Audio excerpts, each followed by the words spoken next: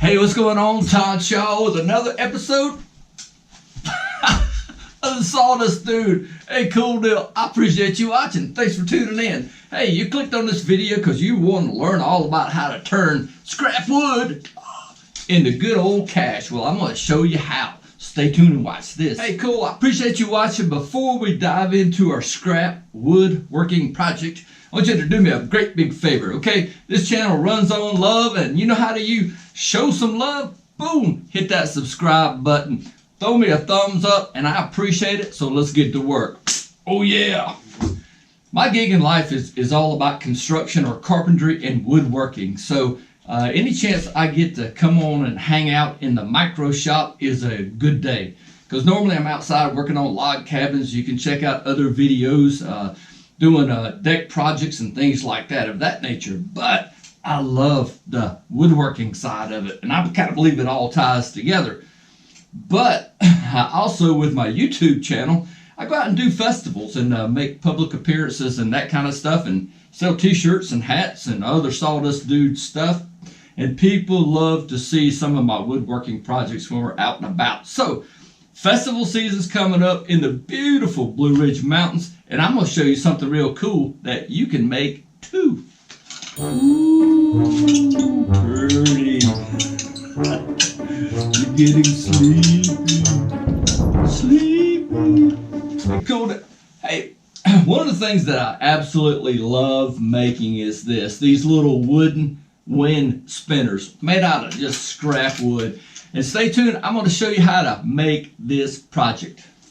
So let me just give you a rundown of what you're going to need on this project. Basically, I've got 3/4 inch board, so it's 3/4 of an inch this way.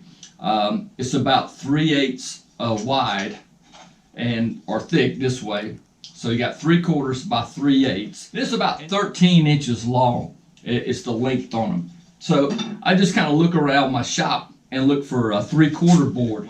So let's talk about some of the materials that you're going to need. Let's talk about the wood first of all. On this project, I'm using oak. This is some 3/4 oak that I had that was left over from when I trimmed out a house for somebody. So all that's sticking to the side. It meets my 13 inch requirement there. So I just have to make sure it's long enough. So the 3/4 is there. But I also have some cherry. And so I want to use this, but obviously I'll have to take this through the bandsaw and then rip out 3/4 strips like that. So that's kind of one of the steps that you need to do. So determine what kind of scrap wood you have, but it has to be at least 3/4 of an inch thick. Now some of the other materials that you'll need is this little doodad here. This is called a different thing. So it's called a threaded rod, a thread awl, or an all thread rod. This is 5/16 of an inch or a number 18 size rod. So, and that's the diameter of it. So 5/16 or number 18. I'm going to cut my rod to about 13 to 14 inches, just roughly. A couple other things that you'll need is just some standard flat washers that'll go over, obviously 5/16 hole in there that'll go over the end of the rod. A lock nut, 5/16 or number 18 lock nut. And that's the nut, it's got the little plastic or nylon in it, and so it won't back out. Then I, excuse me, then I take a regular flat nut, then a coupling nut, and then an eye hook, and then also a little swivel. But don't panic.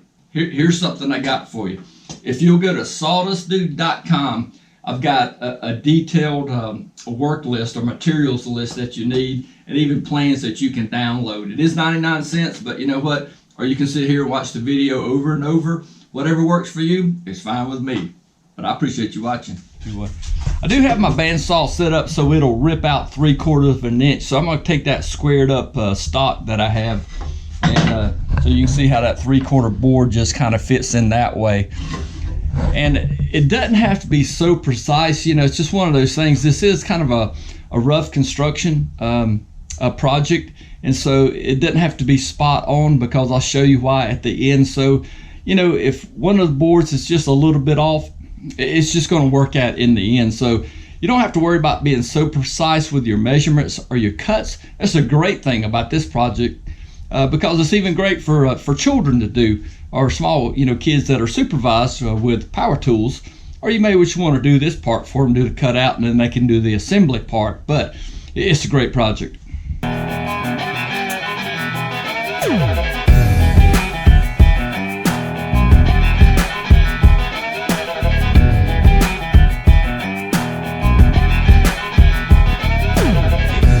Thing about this project, you can do it with a bandsaw, or you can make those same kind of cuts with a table saw. You need to cut. Now that we've got the 3/4 wide, now we need a strip that's 3/8 of an inch thick. So let's work on that next.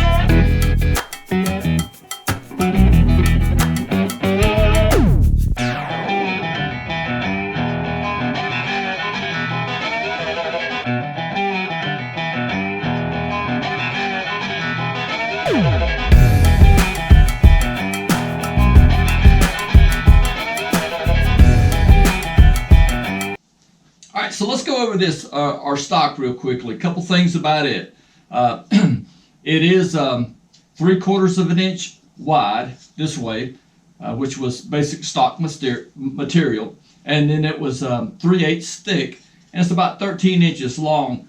Now, on my wind spinners that are outside, I just put the wood together and then just shoot like a lacquer or something like that on there, some kind of polyacrylic or some type of exterior grade sealer application. You need something that is for exterior, because people will hang these outside and either directly in the weather or just off the porch, and rain may blow up on them or blow towards it and get them wet.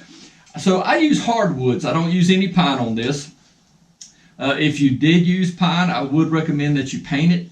But on this, I just happen to have cherry. There's some oak laying around here, and also some maple. And so I'm real big on mixing and matching colors, and you'll see that on my whirly gigs or my wind spinners. This is an oak, and this is a cherry, and this is maple here. So it's almost like a progression from light to dark, and so I kind of like that look. And you can really mix it up and match it however you want to. Don't do them all the same, but anyway, so that's just how I do it. Really, your next step is, and I'm not going to shoot a video of me sanding all these pieces, but I just really knock down the heavy bandsaw marks, or if you use the table saw, you want to remove those swirl marks in the wood, and just really knock it down, and so that it's you don't get any splinters or anything like that, because you want it kind of smooth, but it doesn't have to be super finished out like a musical instrument or like a furniture grade finish on it. So we've got these long pieces that are this long, but this is the 13-inch piece, and so I need to cut it down. And I can sit there, if you do your chop saw, you can make a stop and do individually like that. But if you have one of these Craig tables, let me show you a cool trick. And this is why I love this little Craig table in my micro shop, because I can tuck it away, pull it out, and use it for stuff like this. And so I've got some different camera angles so you can see how I do this. So I've got these bench dogs, these little stops, and I'm gonna put them right there. I take a piece of 3/4 board and I butt it up that way. I'm gonna take some other boards or some other bench dogs, put them over here. Now, I'm gonna take some pieces that I've already measured out. These are 13 inches, and I'm gonna move them over here and then stop it right against the wood there. And if one of them's kind of short, don't worry about that. It's, it's, like I said, you'll see why it doesn't make that big of a difference later on. Now I'm gonna start lining up all my pieces from in here, and long pieces, and I'm just making sure that it's stopped up against here. Slide it till it stops there. Oh. This one's got a miter end on it. I'll make sure that's gonna be on the waist side. And I keep stacking up, get my wood where I want it from in here.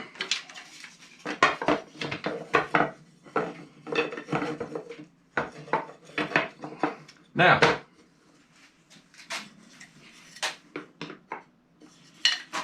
really know this is about my 13-inch piece right here. This one right here. So I'm just simply going to take my speed square, come over here, make a mark from here, draw it down this way. I can then flip it over this way and then line up my mark so it goes all the way across my material. Now here's what I like to do. You can cut these individually and see how the line goes all the way across and it lines up with this piece here. But I'm going to take those up and I'm going to come over to my bandsaw and I'm going to remove my guide from in here. There, my guide's off the table. And so let me put the camera down and show you what we're going to do. I'm simply going to come up here, take these longest pieces like this, and I'm going to pick them up and so that they stay together. And I'm going to have to put the camera down in a second, but I'm going to pick these up so they stay together. And I'm just going to go over and run them through the bandsaw.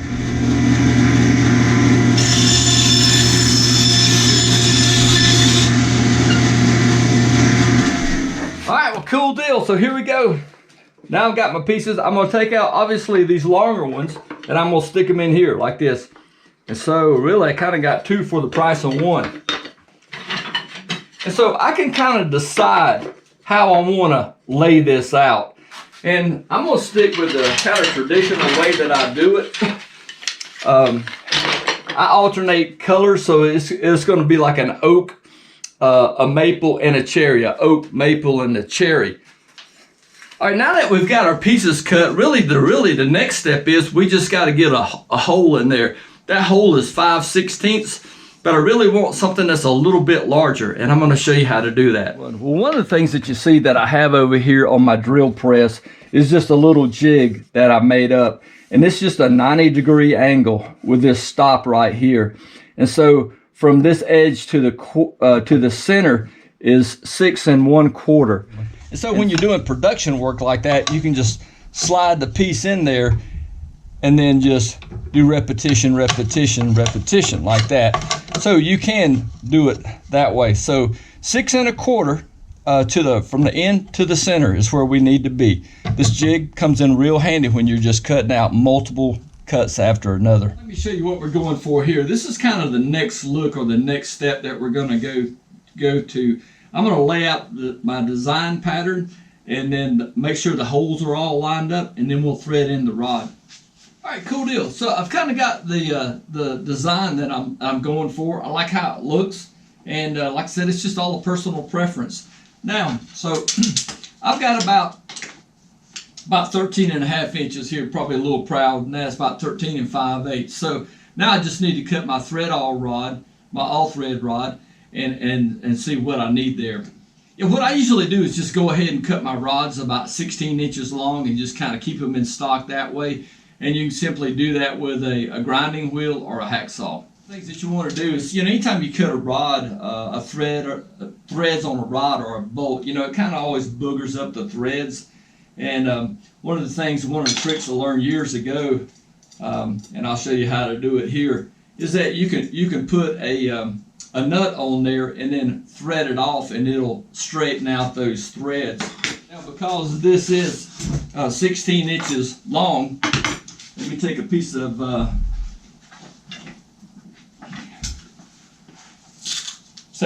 tape like this. I'm going to wrap it around these threads now that I have that nut on that way. I'm going to wrap it around these threads, and then I'm going to put it in my drill, chuck that up, hit reverse.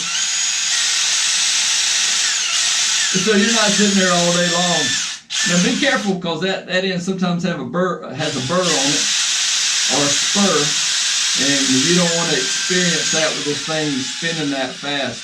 And then I'm going to come here and just make sure, see, and it hung up right there. And so I'm just going to lightly thread that back off. And I'm going to make sure that I can thread it back on. And so now I got a nice thread on there again.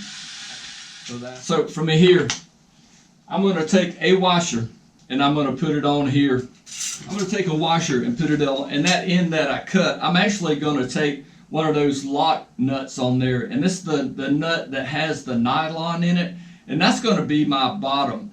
Now, I've seen other guys take a Loctite, which is an automotive application, and you can drop some Loctite on there, and it's kind of like super glues that nut on there. But if you use these nylon, with a nylon insert, and I'm just going to thread that on till the very end there. And like I said, that's just it kind of, and it started up real well. And then I'm just going to, I want the rod just to kind of be flush with the bottom.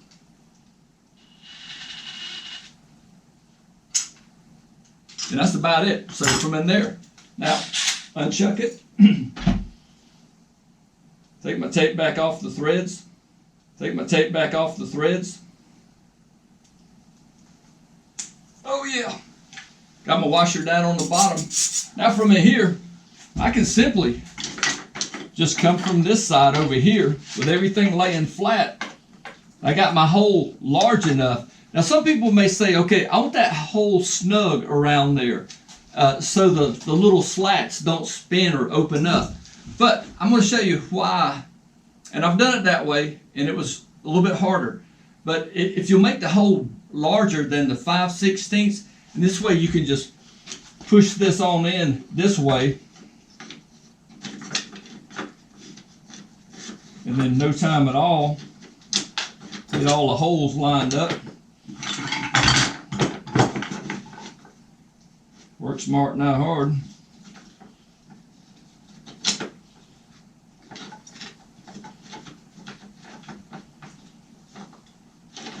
Just kind of spread them apart a little bit so you can see what you're doing. That one got flipped around, and you simply just flip it so the holes line up.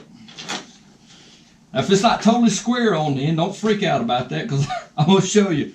We're going to make it through here. I'll just keep threading these on. Spread them apart. Still got everything in the order that I want it. This gets pretty already.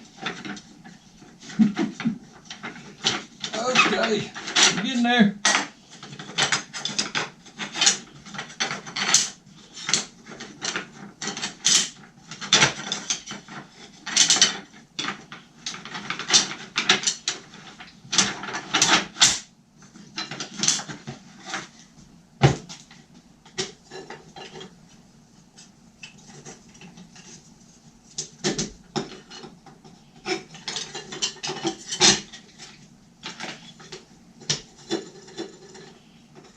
Boom.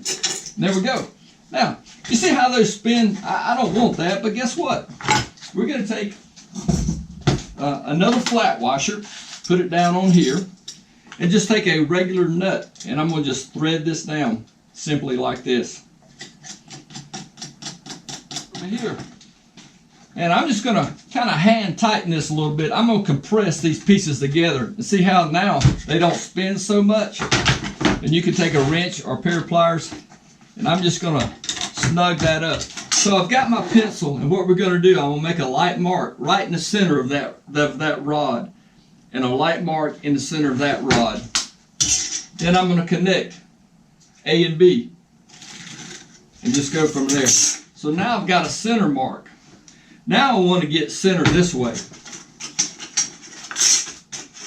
And so that's about 13 and a quarter.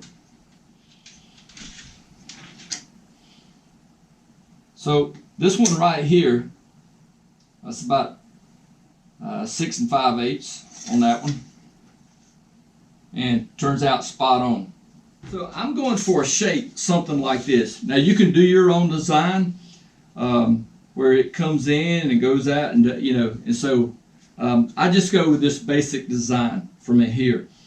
And so how do I get all this radius of this? This is kind of how it looks so far. Now if you've already got one of these made up like this, or you make out a paper or another template, you know, you can just draw like that. Once you got your center lined up, you can just trace your template. Another way to get those radiuses like that is that if you have a radius template from here, and I've got a blue tape there, and so I can come over here and just from in here and figure out how I want a radius from in this way, and then just draw a line from this way. So from here, say I did this. It doesn't have to be perfect. Now I know this is the center board right here, so I'll line up my center, and then I can just kind of flip her over the same way from in here and get my center like that. And then I can, from in here, I take this point and then I line up that radius, and then I draw it in like this from in here. From in there to there, match up that radius on that apex, and then just connect my lines. So from in there. So that's one way you can do it. But if you ever make one, go ahead and make out a template, and that way you can just go ahead and bang them out. And so we'll just do that.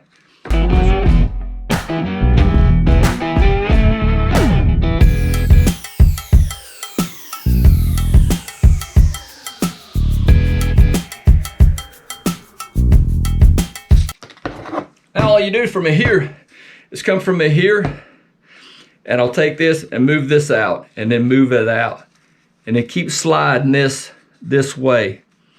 And so, and you can loosen this nut up or make it tighter, you know, if it's too easy or hard to work with. And you just keep fanning it out just like that. And so that the top board meets the edge of the next board. So you're really kind of just lining up the edges.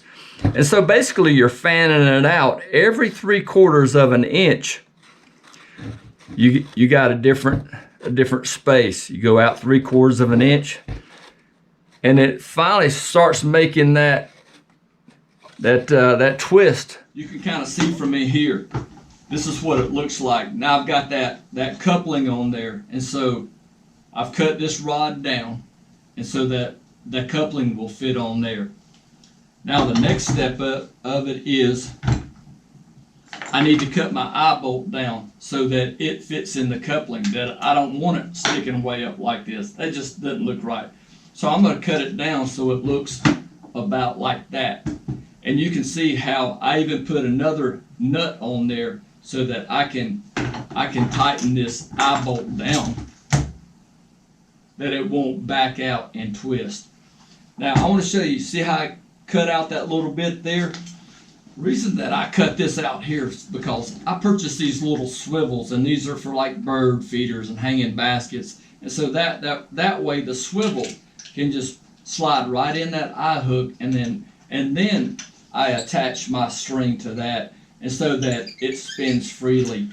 And so most of the time when you buy these eye hooks, they don't have a gap in them. And so instead of sitting there trying to spread that apart, I just take a little section and just enough where my eye hook will, my swivel will slide in the eye hook. Put a spray coat on it and you're done. Man, what a simple project out of scrap wood. Make sure you go to thesawdustdude.com and download the plans. I can show you how to make this. Well, listen, it's all up to you now. So get out in that shop and make some projects out of that scrap wood. Well, hey, cool deal. I appreciate you watching another episode of The Sawdust Dude, and I'll see you real soon. Oh, yeah! Ooh. Appreciate you watching.